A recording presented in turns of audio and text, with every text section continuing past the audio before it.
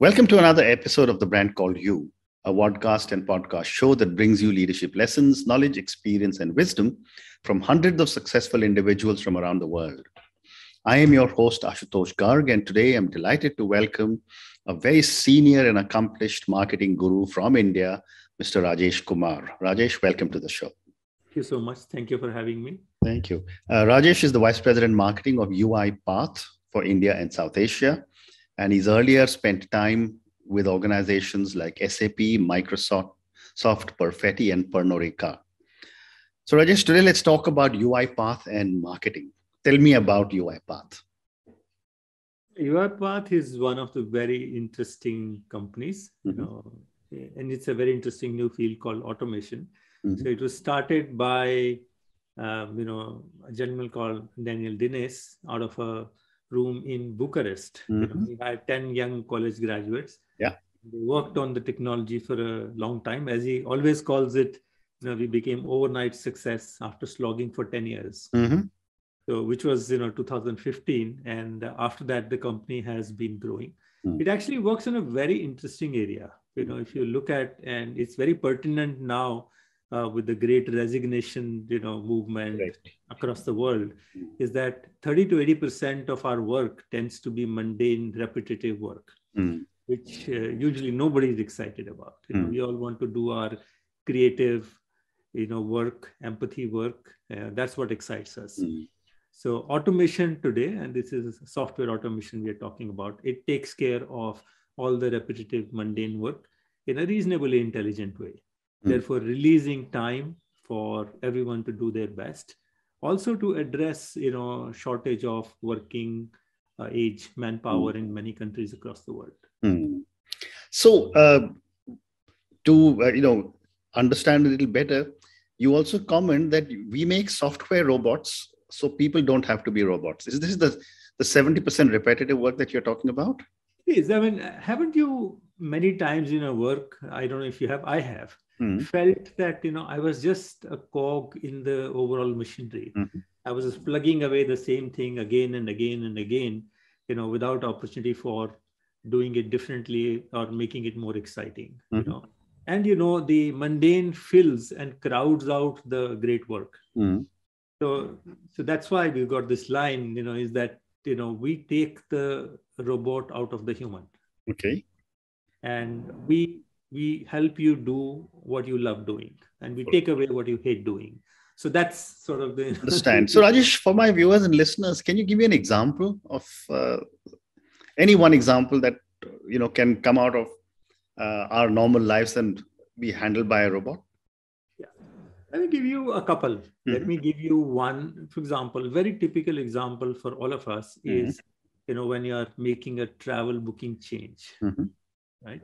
You call a travel agent, you go through many menus and then you eventually reach the person, and then they try to help you. And they are trying to match data across different systems, usually anywhere between 8 to 15 systems.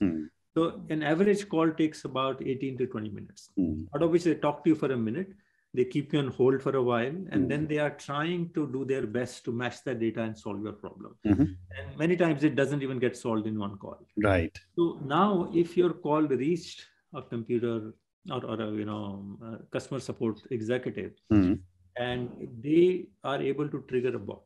The bot crawls across different systems, collects your data, and gives this person in front of them everything relating to you in a few seconds. Okay. So, if it was like a 20-minute call, they can solve that in a couple of minutes. All data is available. They will most likely be able to solve your problem in one go, making you happier. And on top of that, they will be able to spend time talking to you, listening to you, and giving you, a human touch, which is what inspires experience. And this was very, very useful during the pandemic. I mean, one of the airlines we worked with, they used to get 2,000 to 3,000, such calls, service calls a week. And suddenly in the pandemic, they started getting 20,000 a day because everybody was in a rush to change cancellations and so on. They deployed bots. Obviously, these are infinitely scalable or pull back, and they managed to solve all the backlog in a week. Obviously, this was, a great experience for their customers. Amazing. Amazing. So, let's talk a little bit now about marketing, because that's an area that you have spent so much time on. You've handled everything from technology marketing to FMCG to alcohol. Do tell us, what is the difference that you see in marketing a brand, which is a technology brand like what you're doing now, or an FMCG brand, or even an alcohol brand? It's been very interesting, actually. I mean, I necessarily didn't do it by design. I'm by nature a tinkerer, a wanderer. When something tends to, bore me or something new, exciting appears, I run in that direction. Of course, in hindsight, I can look at the strategic. But yes, it helped me a lot. It helped me see the profession of marketing and brands from multiple angles. When I started career, for example, in consumer goods or luxury, where there is so much about art of the brand. And as you go into consumer goods, it's so much about science and operational, excellence, because the detail is a lot. And in tech, we always tend to think, the rational or the technology feature set tends to sway the consumer. But reality is, it's a good combination of science and art. Brands, as I've learned, and observed, are living things. Correct. And they, of course, the meaning can be different in different contexts, but they are almost like people we like to do business with. Everyone always likes to work with friends, always like to work with people they trust and people who continue to stay relevant. Same thing goes for the brand. And that's been one, learning. And now we are beginning to talk about, brands having a purpose and, people seeing a higher cause. So I think, as thinking evolves, the brands must continue to evolve. And they are as relevant across all categories. Very interesting. So my next question is that, we are seeing an increasing number of B2B startups from India. How important is marketing in their context? Firstly, I'm so happy. There are so many unicorns out of India and so many of them in B2B SaaS space. Yeah. This is phenomenal. I think it does so much for the nation, for the talent here, and for the world. Correct.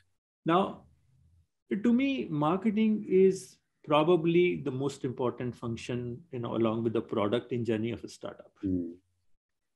Because you are at the inception of something great. How do you christen it? How do you shape it? How do you, communicate it? How do you get people to see it, understand it, befriend it? It's really, really important. Right. Marketing is really a CEO's, top, priority, along with getting the product, right. So to me, it's most important. And if we are to build, large, phenomenal, generational, global organizations, out of this phenomena of unicorns in India, we must really pay heed to this and build a longer term strategy and, brand that vibes with the audience and which has a purpose for the world and, stays on relevant and prospers for a long, long time. Okay. And, when I speak to people who are in the B2B business, there is often a debate ask about the value of brand marketing versus the generation of demand. I'd love to get your perspective on that. It's quite interesting, you asked me that question, and I've often reflected on this because I came from selling, like you said, luxury goods, then to consumer goods, and then to B2B, which was serendipitous because I actually jumped onto a startup and, that was not doing so well. And then I moved on to tech because that's kind of almost the first job that came to me after that. I think somehow people have always thought of, B2B tech brands as function sells itself, which probably to some extent, true.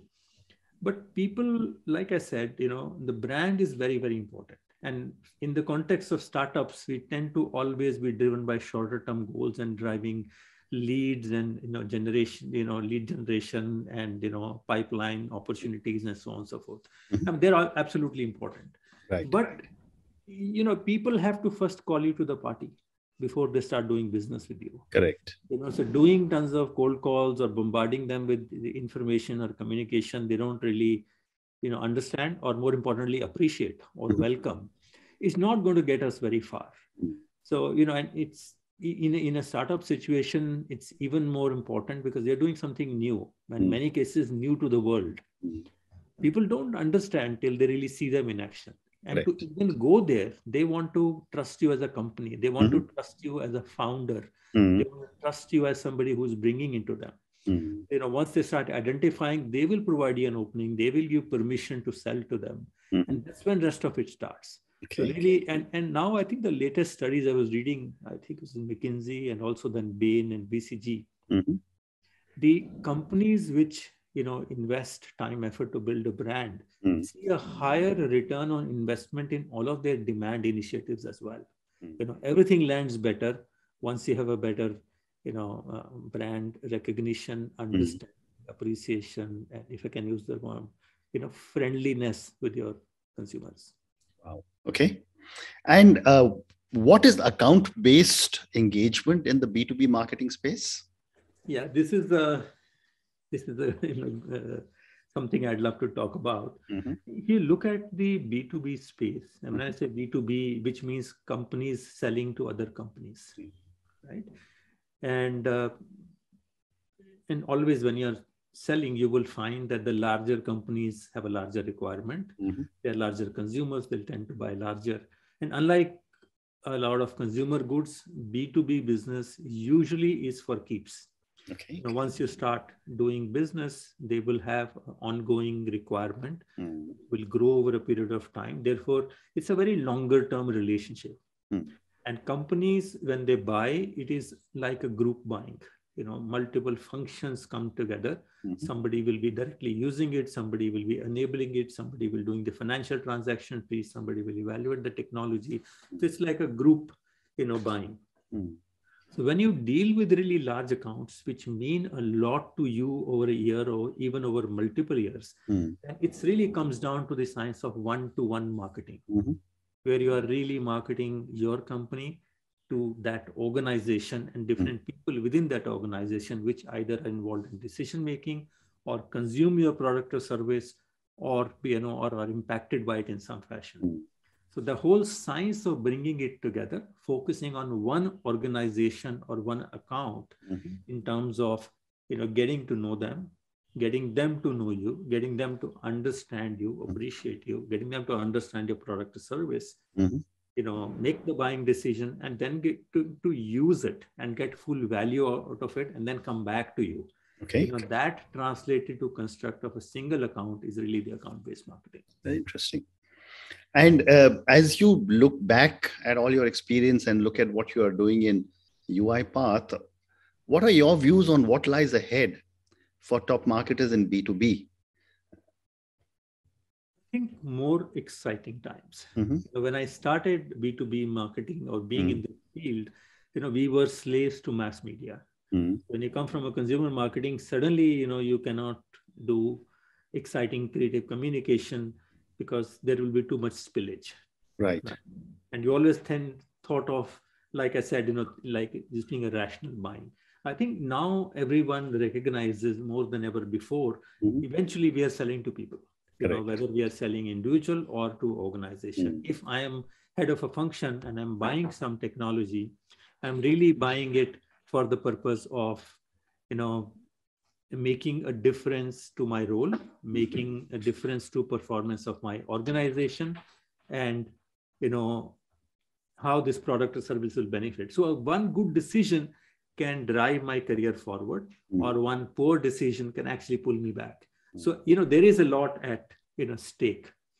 So that's how I tend to think of the B2B. And I think with the release or with the freedom to now almost advertise one-to-one, produce great creative piece of communication at a much lower cost with the benefit of digital technologies, and being able to do things like measure people's intent based on search and be able to reach them and sell to them one-to-one. I think the sphere is wide open. Actually, the line is blurred. I no longer think of it as B2B, B2C, I just think of as a, overall spectrum of marketing. Yeah. And what is I agree with that. I mean, there's B2B, there's B2C, there's D2C, there is B2B2C. I think we love these little abbreviations, but ultimately it is between the manufacturer and the consumer, and who owns the brand. So well said. So my next question to you, Rajesh, is that how is digital transforming B2B marketing? I think digital is actually making things a lot more insightful, a lot more targeted, a lot more deeper, and allowing for a lot more creativity. So for example, if I was to take example of a business like ours or something similar to ours, we are today able to understand from intent data analytics, what are people searching for? What are they really looking for? And therefore, rather than going something very broad-based, we are able to go specifically to organizations, and within organizations, they functions or locations. And this is all within the ambit of, respecting people's privacy. Right. Go very specific to who's looking for something like this. Right? And then when we communicate to people who are not, who are the people who are actually getting interested by that? It really starts there. So we can be very focused and sharp and go to people who are looking for it, therefore be relevant, not cause a wastage on our end, not cause a, any kind of, unwanted, unsolicited communication at their end, right? And today, internet or your website, or social media is really first port of call. Right? So once people start engaging, we are really able to track, what they are consuming, what they are looking for, who they are, depending on, how much they are willing to share. As there is a valuable exchange of information, people gradually begin to share information about them. It helps us be targeted, communicate with them, bring them to a place where, they move to the next stage of buying. And then once they have done that, we are able to connect them to their peer community, which no longer, because of digital, is limited by geography or, where they are, which function they are. They can really connect to, they are digital watering holes for every function, every industry, every profession. Okay. And people are able to share learnings. They are able to share with others. And we are able to help them get full value out of what they invested in. So that's the power of digital. In principle, we did the same thing, but this is a lot more efficient, a lot more connected, and a lot more easier now, especially like we went through the last 2-year crisis. We've done everything digital. Very interesting. So my next question, and I'm going to ask one more question and then move to a few questions for you personally. I'd love to get your perspective on what are your thoughts on ESG in the context of branding. I'll hark back to what I said earlier, right? Which is that brands are living beings.